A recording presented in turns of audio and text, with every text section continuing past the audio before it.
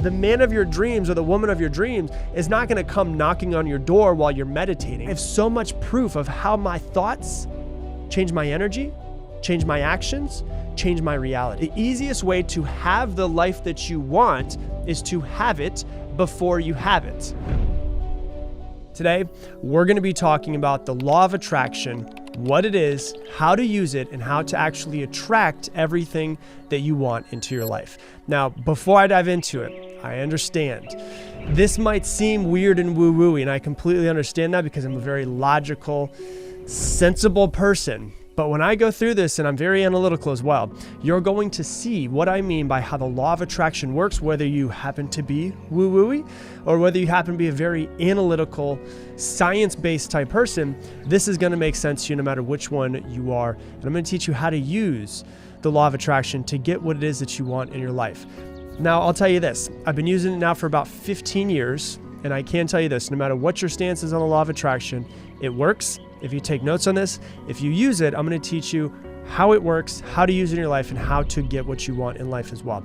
On a basic sense, this is what the law of attraction says. It says that you can attract anything that you want into your life, but you need to believe in it to your core. And if you believe in it to your core, every single cell in your body, then you will get whatever that thing is. But that's the secret to it, is that you have 50 trillion cells in your body right now, right? You have to get all of those cells to go towards that one thing. And the way that you control your 50 trillion cells is through the central voice, your thoughts. And that's what we're going to go into. I'm going to go much more in depth, but basically you will attract into your life what you think about the most. That's the easiest way to think of the law of attraction, but we're going to go much more in depth than just that alone. Now, you may have seen the movie The Secret. The Secret is on the law of attraction. I think it's a great movie. It's a great book, but I think it leaves a lot out.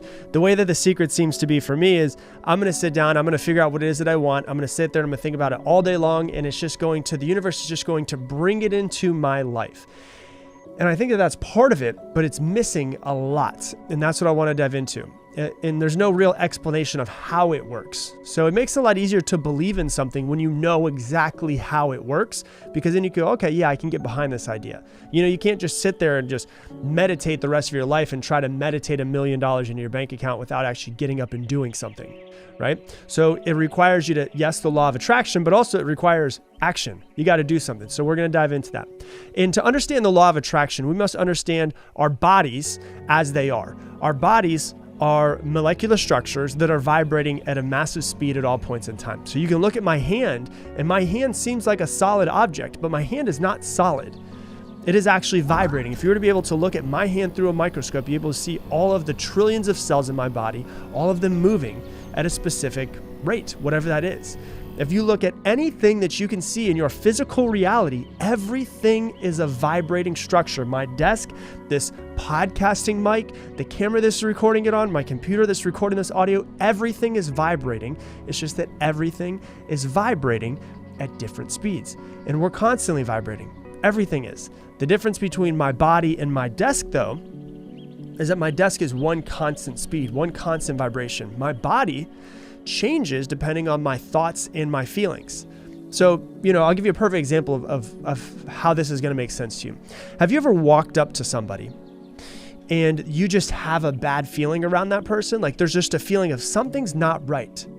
That is your body's vibration and their body's vibration coming into contact with each other, and they're not in alignment in some sort of way. That's called destructive interference, if you want to go deeper into it, right?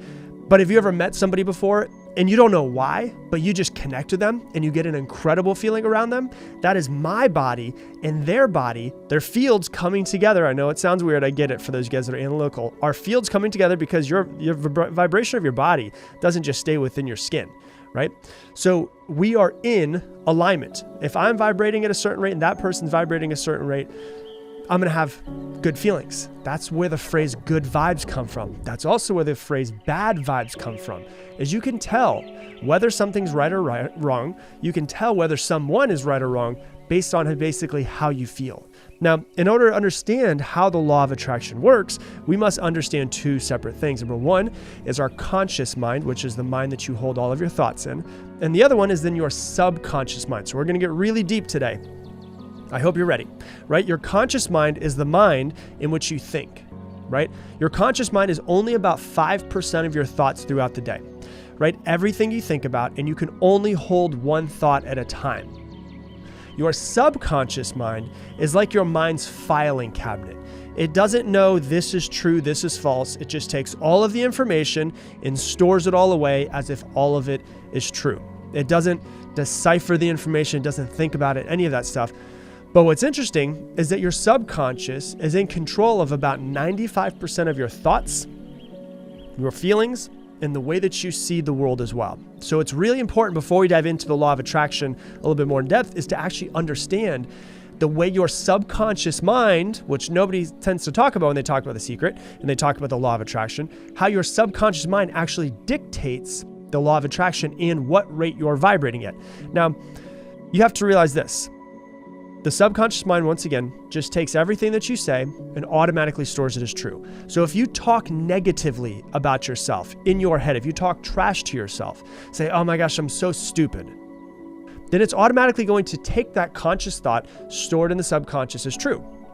So if you constantly just keep thinking this and thinking this and thinking this, that thought of I'm stupid over and over and over again now becomes a personality trait of somebody who is stupid.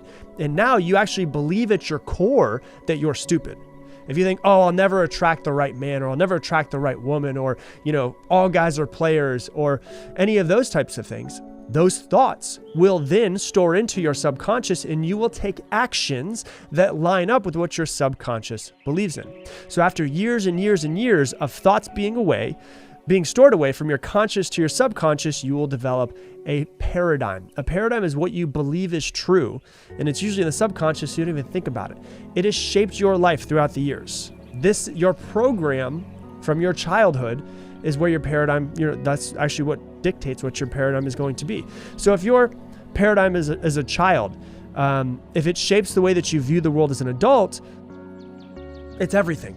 It's what you believe, it's what you don't believe, it's what you love, it's what you hate, it's the language you speak, if you believe in yourself, if you don't believe in yourself, if you talk down to yourself, if you're rich and successful now, if you're poor now, if you ever will be rich and successful, if you'll continue to fail in relationships, if you have, a successful one, the way that you raise your kids, your paradigm literally dictates everything that you do, everything that you think, everything that you feel, everything your conscious mind, everything your subconscious mind.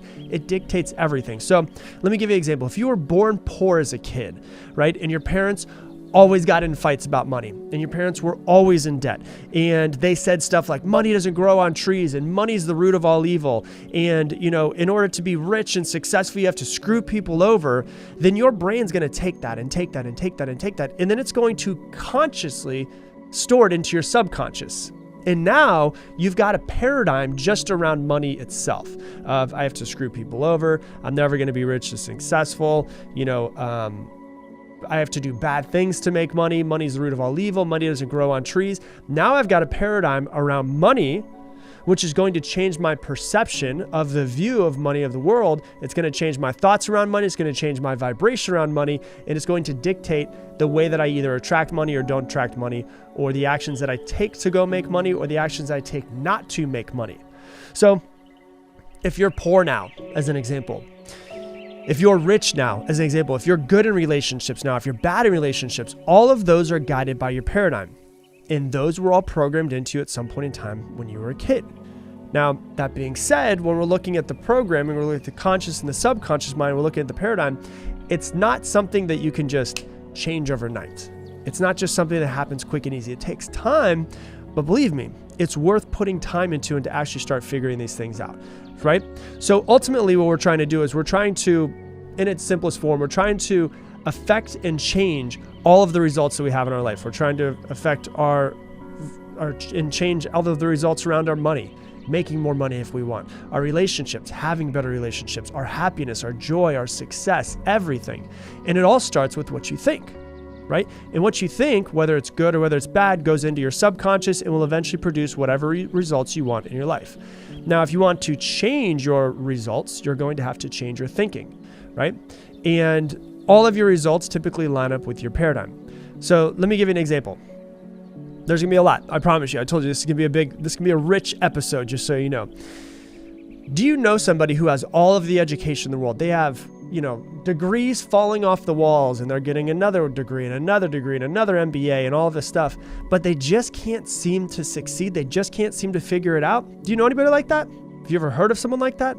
Why do you think that is?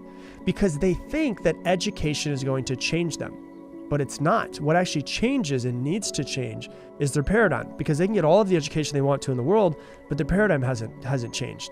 Now, what does this have to do with the law of attraction? Your paradigm is in control of the frequency of vibration that you set off into the world, the frequency and the vibration that your body is at. So in order to change your vibration, you must change your frequency. In order to change your frequency, you have to understand how your programming works, how your paradigm works, and what is stored inside of your subconscious. And when I say change your frequency and your vibration, the easiest way to think of it is this. If I'm inside of my car and I'm going for a drive and I have the AM station turned on in my car will never pick up an FM station if I am tuned into an AM station, right? It won't happen, because I'm in an AM station, not an FM station. So the same thing happens where if the law of attraction, the way that it works, if I have a poverty mindset, if I have a poverty paradigm, if my subconscious is being run by these poverty thoughts, and money's the root of all evil, you have to screw people over and you have to work all day in order to become successful. If I have that poverty mindset, then I'm going to send that, it's in my thoughts, it's in my body, I'm vibrating in a poverty mindset frequency, I'm going to send that out into the world, right? So an example of that would be all of the people, places, opportunities, and things that could get me out of my poverty mindset, I won't even notice them. Why? Because if someone comes in that could change or an opportunity comes in that says, oh, this could get me out of my poverty mindset, I'm not even going to recognize it as something that could help me. I'm automatically going to push it away the same way that if I meet somebody and I'm not vibrating at the same frequency as them, I'm going to get bad vibes. So for instance, I might have a poverty mindset, and the best freaking investment opportunity or the best business idea can come into my awareness, can come into my field, can come into my, I can literally be sitting there and talking to somebody who's got the best business investment that can make me millions of dollars. If I'm vibrating at a negative, poverty mindset, I'm not even going to take that thing as an option. I'm going to be like, no, this isn't right. It doesn't feel right, which is usually how you can tell, the frequency, it doesn't feel right. Why? Because I'm vibrating at poverty. If abundance in wealth comes into my life and starts to vibrate, I'm not going to be in line with it. There's going to be a part of my body that says, no, Rob, don't do this, don't do this, don't do this. Therefore, I will reject that person. I will reject the opportunity. I will reject everything around me that could get me into my abundance, that could get me into my wealth, because I am at a poverty mindset. Make sense? If I'm vibrating at that frequency of poverty, then anything that's not lined up with that poverty, I'm going to reject. It's crazy, isn't it?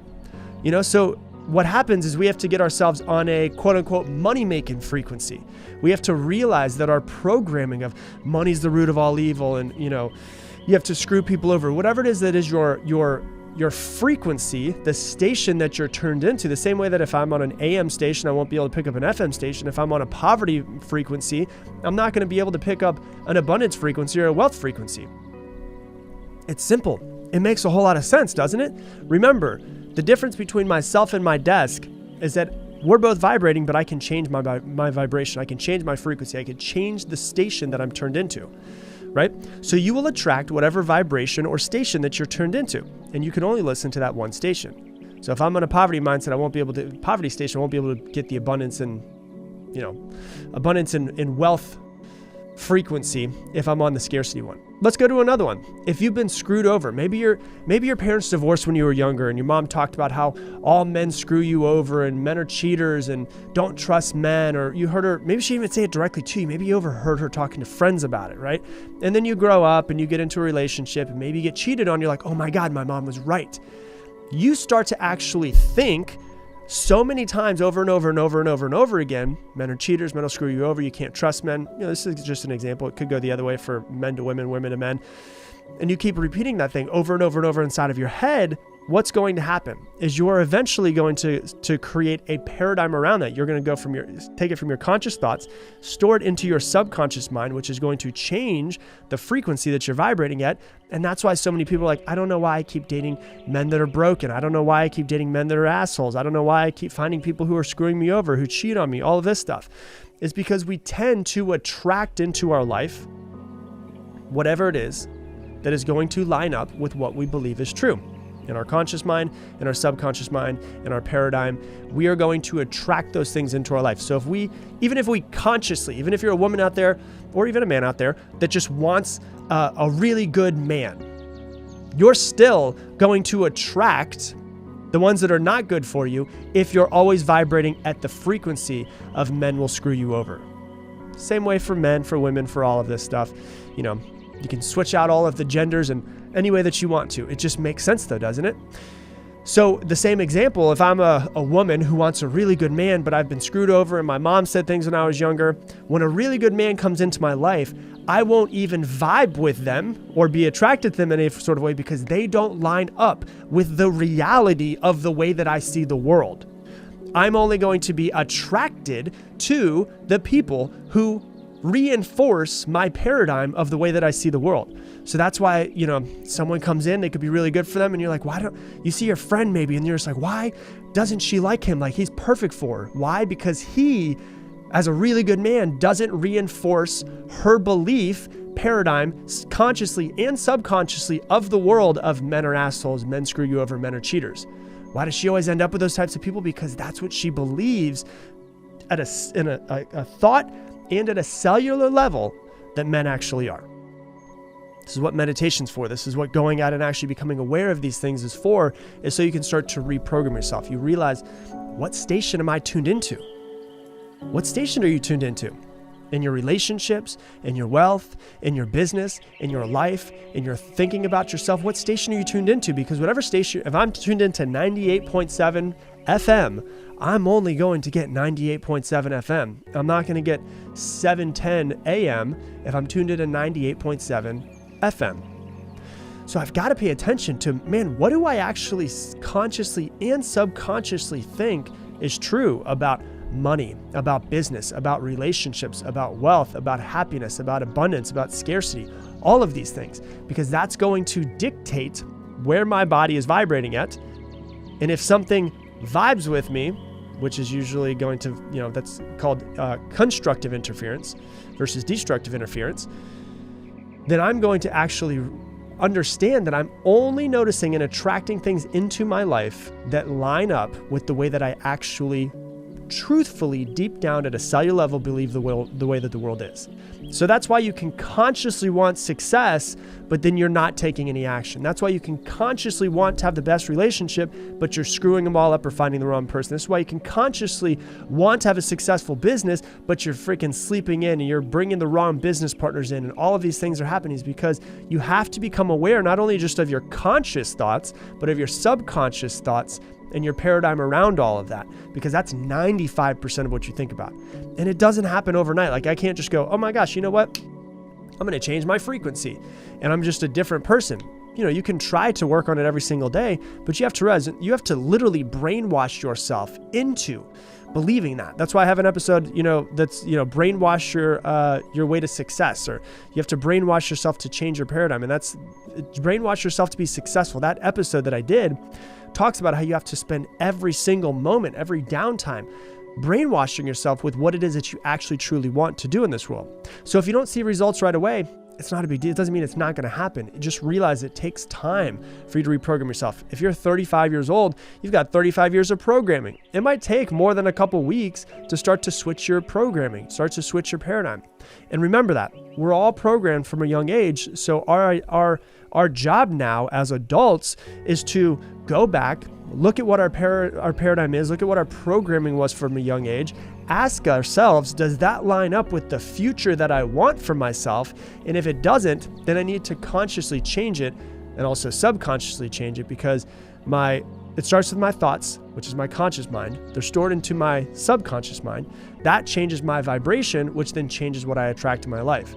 That's why if I have a poverty mindset, once again, and a great business opportunity comes into my awareness, comes into my life, I will be like, no, it just doesn't feel right.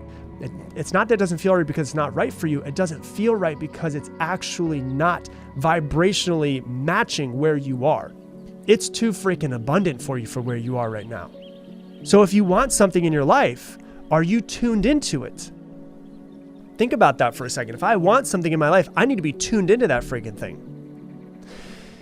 If you want something in your life, are you tuned into that station? If you want something in your life, you need to be tuned into that station so that you can start attracting it into your life. You know, the one thing that I don't like about The Secret is that it acts like, you know what, if I want to have the best relationship in the world and attract the best man or the best woman into my life, I need to sit there and I need to meditate it into my life and meditate and meditate and meditate. And eventually that man will just show up at my door. No, you have to literally, after working on yourself, after working on the programming, after diving into what your paradigm is, you have to get off your ass and actually take action. The man of your dreams or the woman of your dreams is not going to come knocking on your door while you're meditating and you're just going to attract him or her into your life. The missing piece a lot of times is that you have to actually get up and take action. Okay, I'm going to program my thoughts, my feelings, which is my head, my heart, my body, to go and find this person that I want, or to find that wealth that I want, or find whatever it is that I want. And then I'm going to get my physical vibrating body and put it out into the world to be able to actually go find these things. That's what I always find is missing when people talk about the law of attraction, is what I like to call the law of action. You got to get your ass up and get moving. You got to do something. You got your mind, you're working on your mind, but is your body out there in the actual physical universe going where you can talk to other people of the opposite sex, right? Around people who happen to have the business that you want. So if I want to attract the perfect woman into my life, right? And I'm sitting there, if you're out there, you're a single guy and you're like, I want to attract the perfect woman. I'm ready to stop playing games. I want to attract her. That's what you're thinking, right? You can meditate on her all day long, but she's not going to come knocking at your door. So you got to meditate, get the vibration. How do you feel about it? Are you starting to actually feel that maybe a real relationship is something that you're going to settle into? Like, is your body at that vibrational frequency? And it sounds weird. I understand the vibrational frequency and all that stuff, but you can ask yourself, do I feel ready to attract the right person? Do I feel ready to bring in the right person into my life? And you can feel in your body the relaxed state that it can get into. Then your physical body, you've actually got to leave your house, right? You've got to leave your house and go to places where you think that person might be. And what happens is, whether you realize it or not, the same way that you're vibing with somebody, they also need to be vibing with you. So you might find somebody right now and they might be the perfect person for you, but because you haven't changed your vibrational frequency, to them, it doesn't feel right. So if you work on yourself, that's why they always say if you want to find the perfect person, become that perfect person first, because then you're going to match them vibrationally, and then it's going to be good vibes between the two of you. Constructive interference versus destructive interference, aka bad vibes. So you can't just meditate that person into your life, right? Same way that if you want to have $1 million in your bank account, you need to program and consciously think about this money that you want to make, and you've got to consciously brainwash yourself into believing that this is actually true. But then you've also got to get out and go make the money. The money's not just going to show up, and you're not going to just, ding dong, FedEx is here at your bank, or is at your front door, and they just drop $1 million in cash. No, you've got to physically and mentally work on yourself so that your vibration is at the right frequency, so that therefore you go out, and when the right opportunity or person or place or thing comes into your life, you go, that's it right there. That's the thing that I was working for. You might not think it's right, but it actually feels right. The reason why it feels right is because your vibration is lining up with that vibration. So when they say attract things into your life with the law of attraction, this is what it's talking about. What you think about will be stored into your subconscious. Your subconscious will change your vibration. That vibration is at a certain frequency, and you will only line up and get things that line up with that, that frequency. If you think you're going to be poor your whole life, you're going to be poor your whole life. If you think you're going to be wealthy at a cellular level, deep down, you'll eventually be wealthy. It's going to come to you. If you think that people are always there to screw you over and that men are going to screw you over and cheat on you, then you're going to find a lot of those people, because those people line up with the reality, line up with the frequency that you're vibrating at. You're going to find only those people. But if you switch it around and you truly believe that the right person for you is out there, as long as you get yourself out there, that person is going to find you. You're going to find them. And when you do find, you're going to match vibrationally, which is how the law of attraction works. So I've done past lessons talking about the law of attraction, but now we're going to talk about how to actually use that in your life. And one of the things that comes down to immediately, and I want to start off before we go any further, is to tell you this. If you want to attract, quote unquote, the life you want, if you want to manifest the life you want, or if you just want to create the life that you truly want, the first thing that you need to start doing is to stop focusing on what you don't want. So I'm going to take a pause, and I'm going to ask you a question before you go any further. If you were to take yourself out of your own head and look at everything that you think throughout the course of a day, between your 60 to 80,000 thoughts that you have every single day, which is about average for a human, are you focusing and thinking more about what you want, or are you focusing about more of what you don't want, what you fear, what you're worried about? Because what you focus on, you will get more of.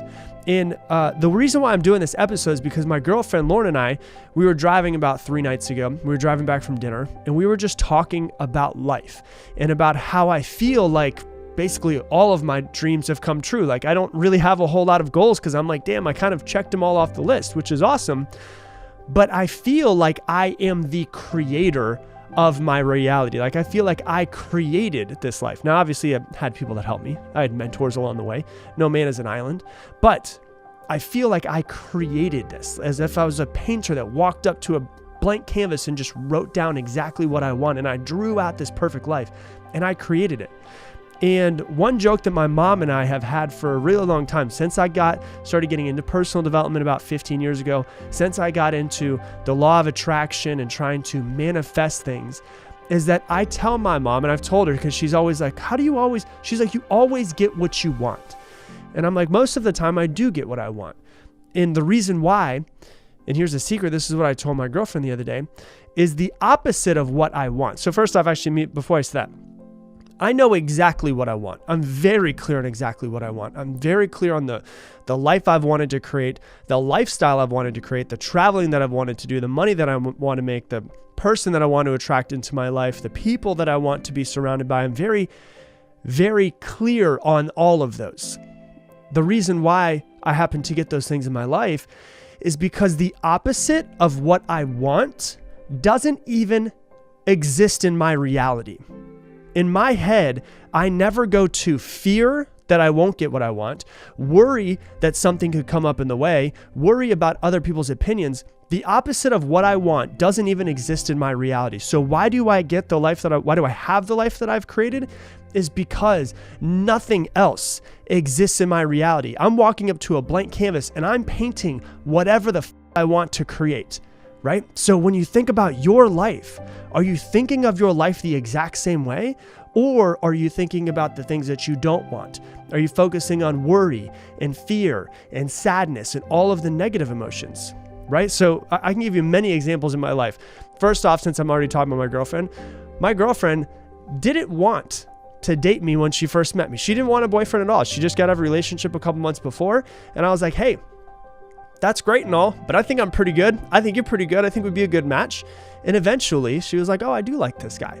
Right? So she was like, yeah, she tells the story all the time. I wasn't in the mood. I didn't want to date people. I was just kind of having a great time by myself.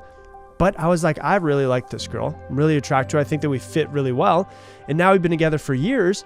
And, because I just feel like that's what I wanted. And in turn, she was like, oh, I'm starting to see who this guy truly is, right? So the first thing I can think of is with Lauren. When I was younger, way before that, I used to sell knives. I worked for a company called Cutco, and I'd never been in sales before, but all I wanted to do was be the very best sales rep that I possibly could be. So I was like, you know what? I'm going to be number one in the office. There is no other option. I will not be anything other than that. right? And so I built up some confidence, and eventually became number one in the office that I was in Tampa.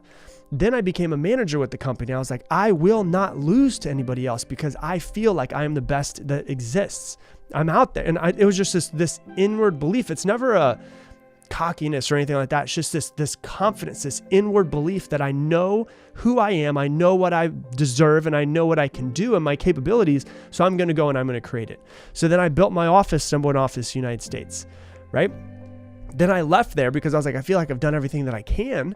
And then I decided to, go into the corporations that I went into, and I was the youngest sales rep in those companies, but still also became the number one sales rep in those companies. I decided to start a podcast, became, the top motivational podcast in all of iTunes. We're going to do about 50 million downloads in the next year. And then I decided to start a Facebook page and have my videos start to go viral. So I put time into figuring all of those things out. We're about 1.5 billion views on Facebook. And I don't say these things to brag in any sort of way. I just say them because, number one, I know what I want. Number two, the opposite of what I want, failure, doesn't exist in my mind. It doesn't exist in my reality. And if it doesn't exist in my reality and I am the creator of my reality, then there's absolutely no way that I will fail.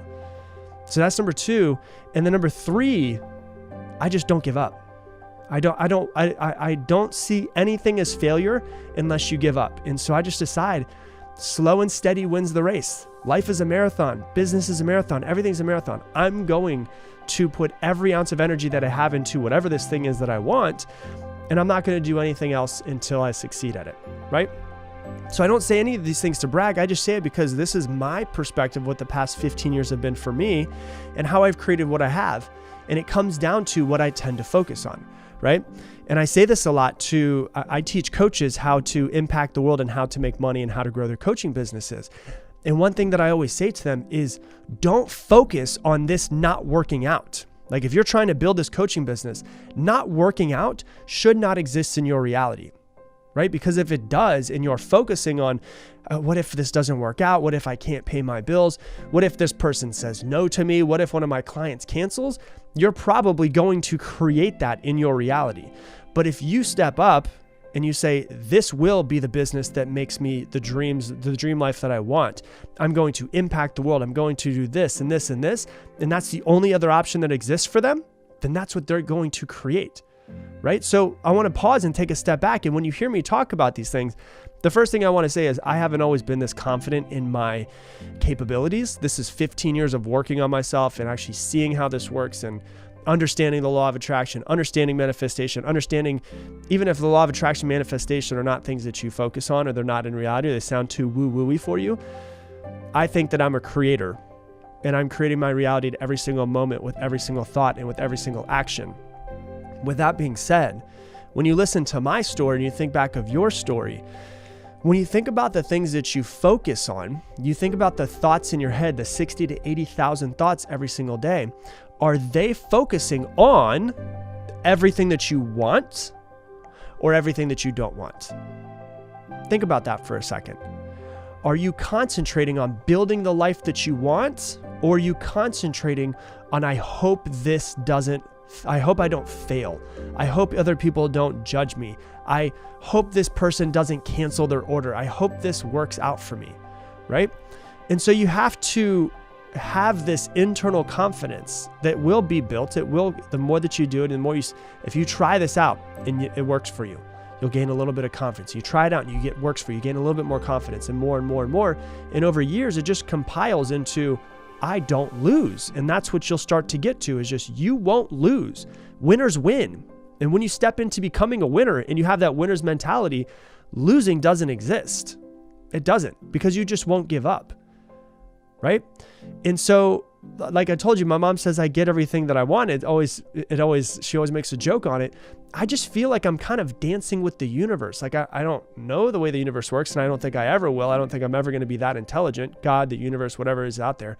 I just feel like we're kind of in a dance, and we're having a tango, and I'm moving and it's moving, and we're figuring it out together. And I don't even like to, it's hard to use the right words, because when I say the life that you want, I'm also taking a step back in my head, because I don't even necessarily know if the word want is the best word, because want is a word that comes from a place of lack, right? A place of, I don't have this thing. And in order to be a powerful creator, you have to create from a place of absolute certainty and pure fulfillment as to where you currently are. So when I want something, a lot of times I'm wanting something coming from a place of lack. I don't have this thing, and this thing that I want will complete me in some sort of way, right? That's the reason why a lot of relationships don't work out, is because people want to get into the relationship because they are their quote unquote better half, or because they complete them. No, it's not, this person completes me. It is that you are already a complete person. They are already a complete person. And the two of you together make a really freaking powerful couple. Right? It's not like I'm incomplete without this person. That person's incomplete without me. We're two halves. No, it's like you're whole, they're whole, and you're creating something amazing. So I hesitate saying that this is a life that you want, because I feel like it comes from a place of lack. But I'm really running out of words to use here, so we're just going to have to use those words. But it's not even that you want it. It's that you are absolutely certain that it will happen. So how can you brainwash yourself in a sense to being like, my future that I want is going to happen? And so when people usually hear about the law of attraction, they hear about manifestation, they think that they're supposed to go into some, nirvana state and meditate, and they're going to start floating, and then that they're going to say, oh, money is freely flowing into my life from all areas of the universe, and the perfect lover that I've always wanted my entire life is going to be knocking at my door soon. Like, all that stuff's beautiful if that's what you want to do, but I just happen to be a very, analytical, logical person. And I'm like, you know what? Instead of actually sitting there and just meditating on the idea, I'm going to fully embody the idea. There's nothing wrong with the meditating on it, I promise you that. I do meditate as well. But it's like, I'm with every action that I take, I am going to be the person that will create this life, and I am going to create this reality from absolute certainty. So I know that for some of you guys, this probably is a big step, because maybe you haven't gotten amazing results in everything that you've been wanting to do in your life. And so to think, okay, and if I look in my past, I don't have a whole lot of examples of massive success from me, right? I've been there before. I understand exactly what you're talking about, if that's sitting in the back of your head. But you have to be able to strip away the past and strip away the present and say, hey, none of those things actually matter at all for the future that I'm going to create. And so I've got to, in my head, start from a place of absolute certainty. What do I need to do to start from a place of absolute certainty?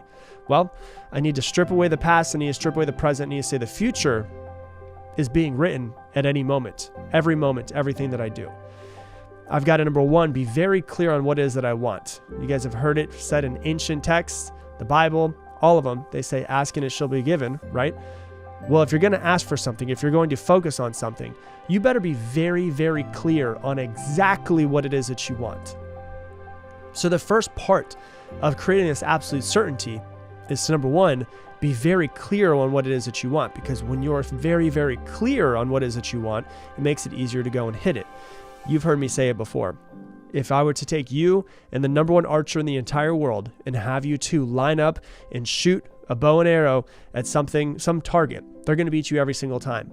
But if you blindfold them and spin them around so they don't know what direction they're facing, and then you are able to, literally see the target and have nothing over your eyes, you have a better chance of hitting it, not because you're better, simply because you can see the target. So the more clear that you can be on what it is that you want to create in your life, the more likely it is that you're going to be able to create it, right? We are all conscious creators. We are creating at every moment of our lives the exact life that we want, right? You are creating it. If you focus on what you want, you will create more of those things that you want. You will notice the people, places, opportunities, things in front of you that will create that. If you're focusing on what you don't want, you will notice and create the people, places, opportunities, and things that will create the reality of what it is that you don't want. Right? You've heard me talk about this before. There's a part of your brain called the reticular activating system that is basically the brain's filtering system. At any moment in time, your brain could, it would probably explode if it were to be able to take all this in, take in about 2 trillion bits of information. But it only takes in 200 bits of information per second. So your reticular activating system is the filtering system. And so if you're going into your day and you know what it is that you want, but you're thinking to yourself, yeah, I'm not good enough. I don't know if I'm going to be able to do this. Then your reality is going to show you all of the places that you are not good enough. Why? Simply because your reticular activating system, the filtering system, is going to find all of the places that you're not good enough.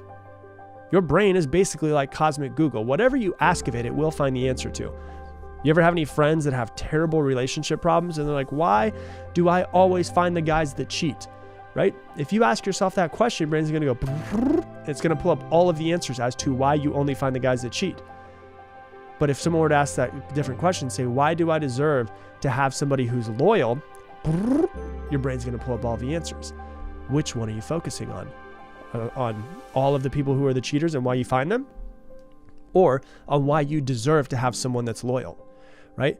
If you focus on what you don't want, you will get what you don't want because your reticular activating system is focused on those things.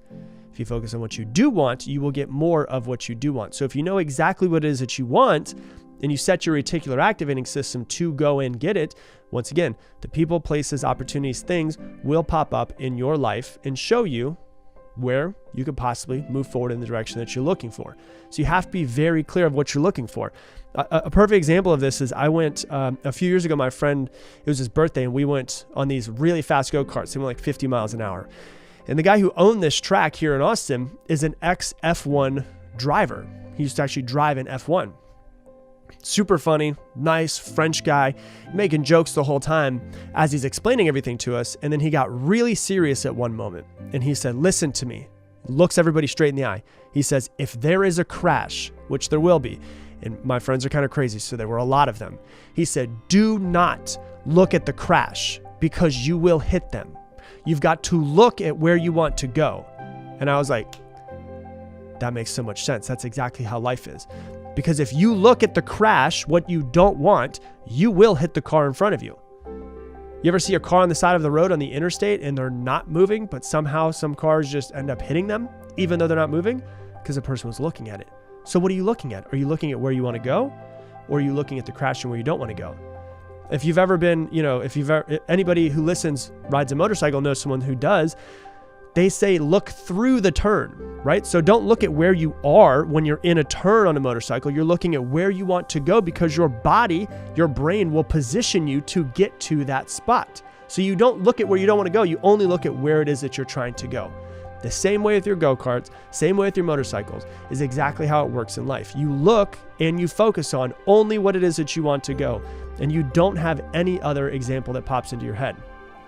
If you're a salesperson out there, the thing that I teach the coaches that I teach, a lot of people and salespeople say this is, I hope this person doesn't say no to me, versus I'm going to have this person's going to buy from me. So instead of thinking this person's going to buy from me, people think, I hope this person doesn't say no. And if you go into it with the energy of, I hope this person doesn't say no, what do you think they're more likely to do? To say no, right? Everything in life is energy. But if you go into it, if I just think about the energetic state of my body of this person's going to buy, in what type of state that would put my body in, and how that would change my physiology, how that would change my voice, to, I hope this person doesn't say no, right? Like there's a different energetic state that both of them put me into. This person's definitely going to buy and I'm going to change their life. Or I hope this person doesn't say no, and how that energy is going to translate to the other person. They're probably going to say no, right? You ever walked into a room and started talking to someone and immediately you got, this doesn't feel right. It was bad feelings. We've all been there before, right?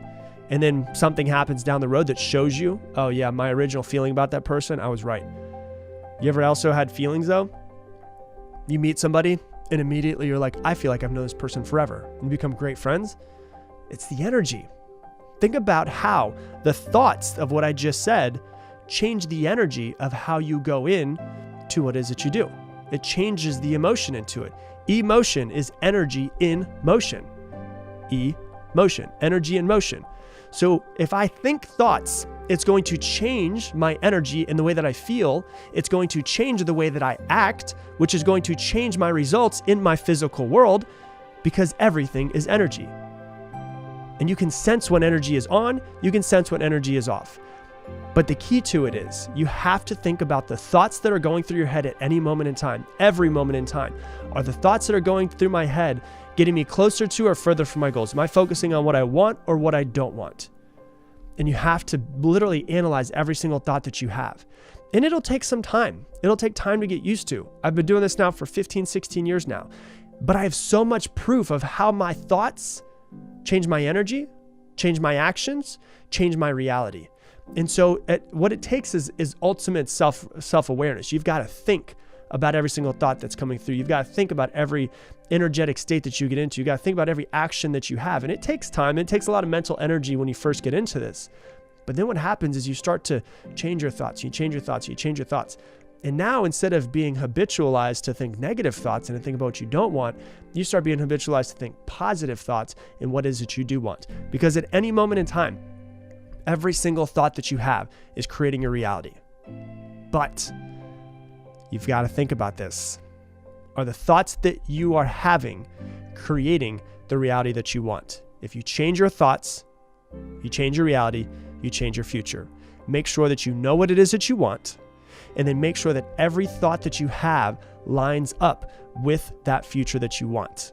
And that will then manifest the future in the life that you want. Today we're going to be talking about the incredible future that you want that seems, and I get it, sometimes when you think about the life that you could have, the life that's in your dreams, the cars, the houses, the love, the spouse, the family, the traveling, the private jet, whatever it is that you want, you think, oh my gosh, it would be so nice to have this thing. But what we tend to do is by having that feeling of it would be nice, what we're actually doing is we're actually pushing that thing away from us energetically, because the would be nice feeling actually makes it feel like, never gonna happen. Can you relate to that? Where you have the feeling of, man, I would love to have that house on the water. It's beautiful, it's amazing, but $3 million, I don't know if I could ever afford $3 million, right? And what you're doing is you're actually pushing yourself further away from the life that you want, from everything that you want, because of the feeling of, I just don't know if it's possible. So today we're going to talk about is how to normalize the feeling of the success that you want.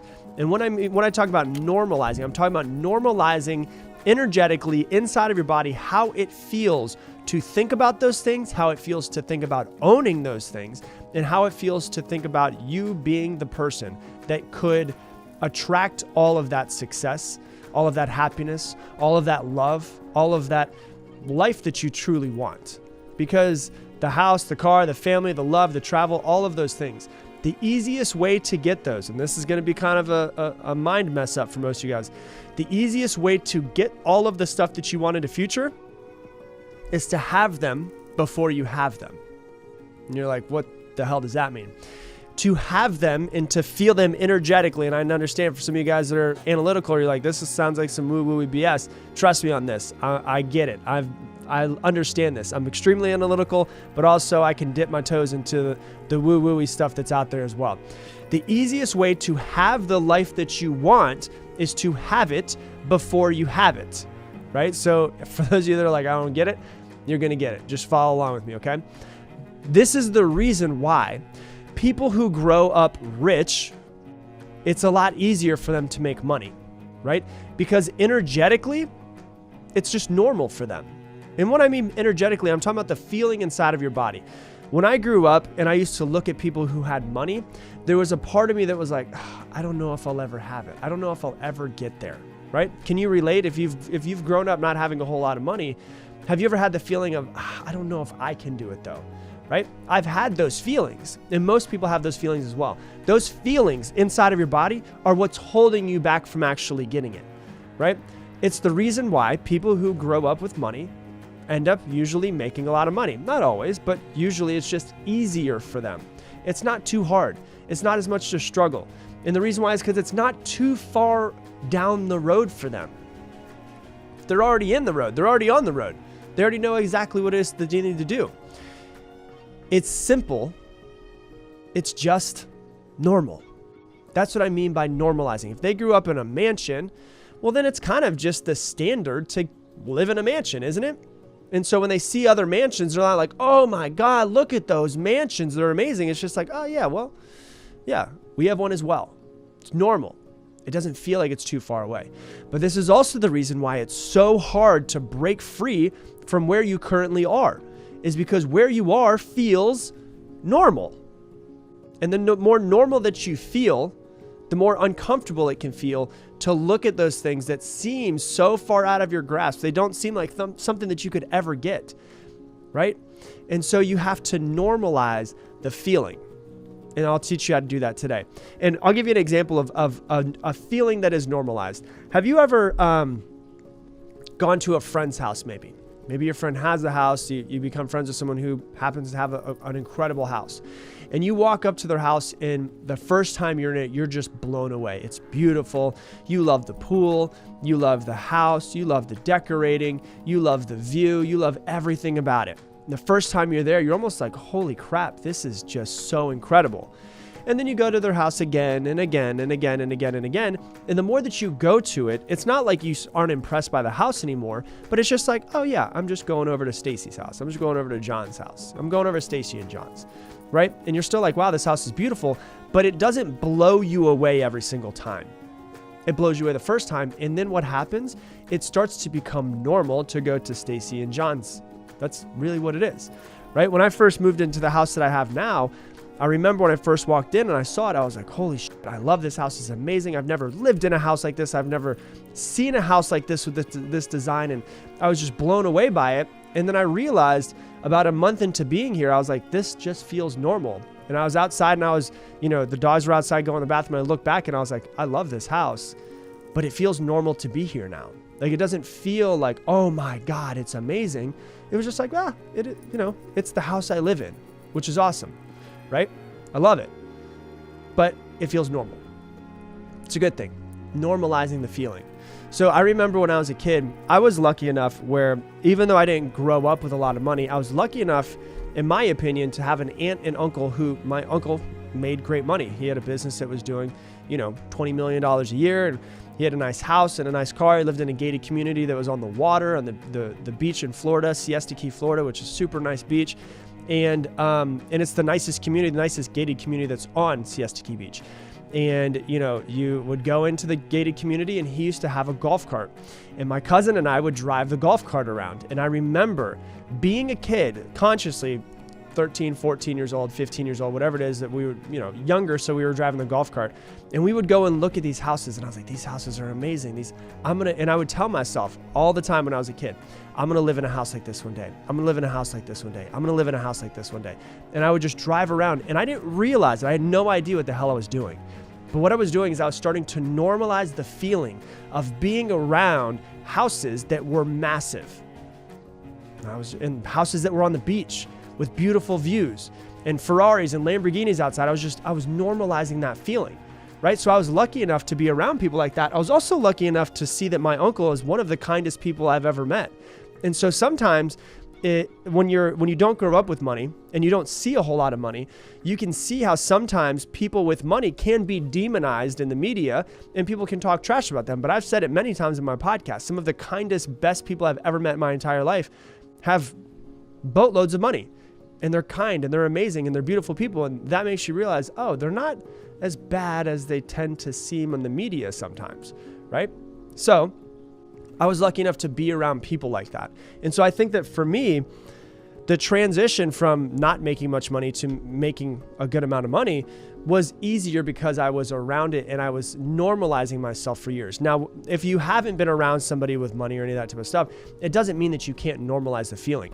I won't even lie to you. When I first moved to Austin, I used to, there's a couple areas in Austin that are gated, and I just love driving around and looking at houses. And I've always thought to myself, I want to normalize the feeling of being in houses like this and being in neighborhoods like this. And so what I would do is, no joke, if I saw a neighborhood that I really liked, I would park across the street and just wait for someone to drive in, and I would just follow them in. Why? Because I love to be able to dream. Right? I love to be able to think that this could be mine. Not because I just want to own more shit, but because I want to see what it would take from me to become the type of person to get something like that, right? Think about that for a second. What would it take for me to be the person to be able to get that thing, that house or that, car? I was in a place the other day that I followed somebody in, and they had a helicopter outside of their house. And I was like, that's pretty sick. I've never just seen someone's helicopter sitting outside. I thought it was amazing. So there's examples of things like this. A good friend of mine tells this amazing story of how he normalized the house that he wanted. So he knew what part of town he wanted to live in, and this is in Austin, and he lives out in the hills now.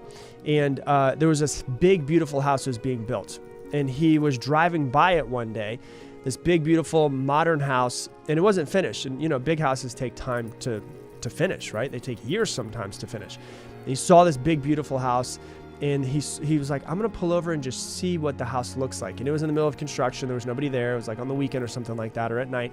And so literally he walked into the house and he's like, holy crap. Like, I can see it's got a pool. I can start to see the layout of the house. I can see the view of downtown Austin through the hills. And so what he did was every day, and this is important, every day he would literally leave work. He has his own business, but he would leave work and he would tell himself, I'm driving home, I'm driving home, I'm driving home, I'm driving home. Every single day. He would drive to that house first, and he would get out, park his car in the driveway. You know, he'd get done with work 6, 7 o'clock. So usually the guys aren't doing construction by that time.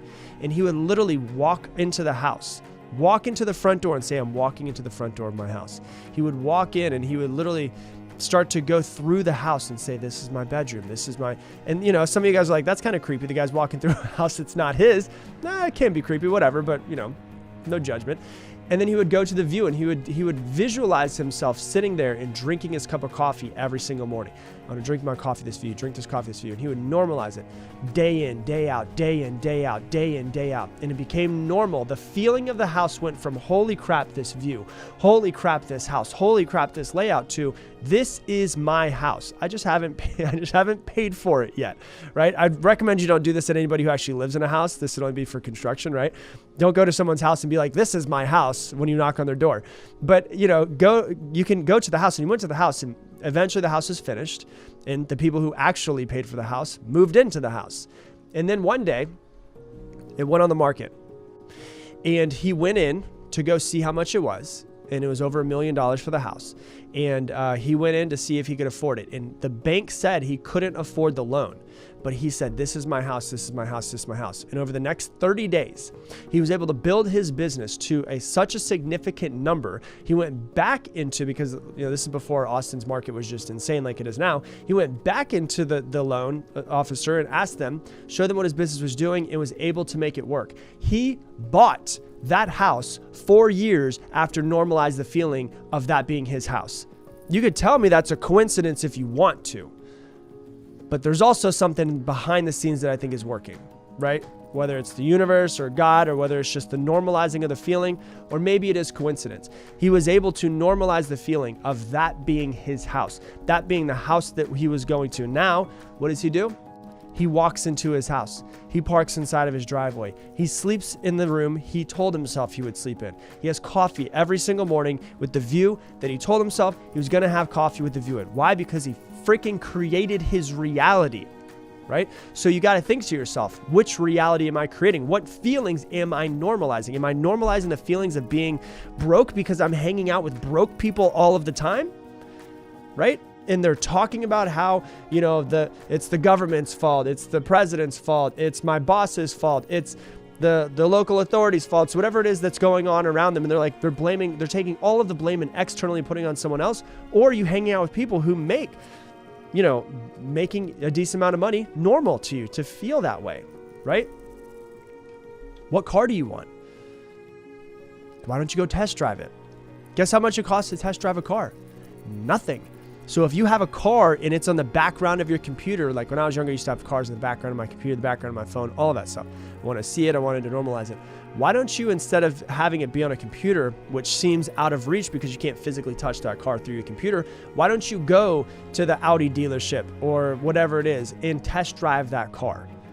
Even if you can't afford it right now, and as you're driving the car, say, this is my car, I'm driving my car, I'm driving my car, I'm driving my car, I'm driving my car.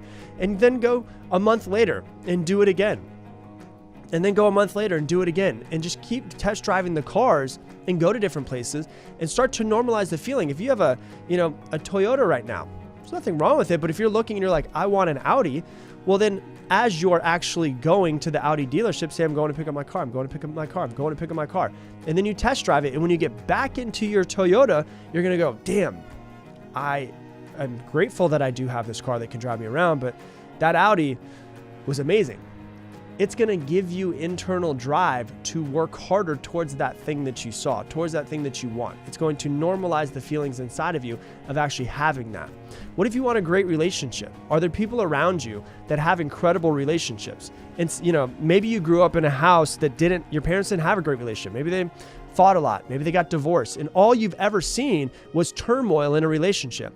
Is there someone that you know or people that you can get around that have an incredible relationship so that you can denormalize the feeling of turmoil in a relationship and normalize the feeling of what an abundant, beautiful, loving relationship looks like? If you want to be a great parent, maybe you have your first kid on the way. Do you know anybody that's an incredible parent that you can normalize the feelings of being an incredible parent? Anything that you want in this world is within reach. But if you look at something and you think to yourself, I don't know, like energetically, it feels too much. To me, it feels like it's impossible. That is something that needs to be normalized, because if you feel like it's impossible, it is 100% impossible. If it feels like it's out of reach, it is always going to be out of reach. The way to bring it into reach is to be able to start to live that life, to normalize the feeling of that house, to normalize the feeling of that car, to normalize the feeling of that relationship, to normalize the feeling of being a great parent, to normalize whatever it is that you want, because everything that you want is fully 100% within your reach. But if you think to yourself that it is out of reach, I promise you, you've already taken yourself out of the race before you've even stepped up to the line. The way to win in life is to figure out what it is that you want and to normalize those feelings, because the life that you want is within reach. That 10 years from now, that perfect life, that beautiful family that travels all over the place and has the abundance of money to do whatever they want and to give it away and to give it to charity, all of that is within reach, but you have to normalize the feeling internally first before you actually get it externally. Hey, thanks so much for watching this video. If you want to learn even more about mastering your mind, click right here and watch this video as well. You have no one else to blame except for yourself for how your life is right now. And that's a fact. That is actually a fact.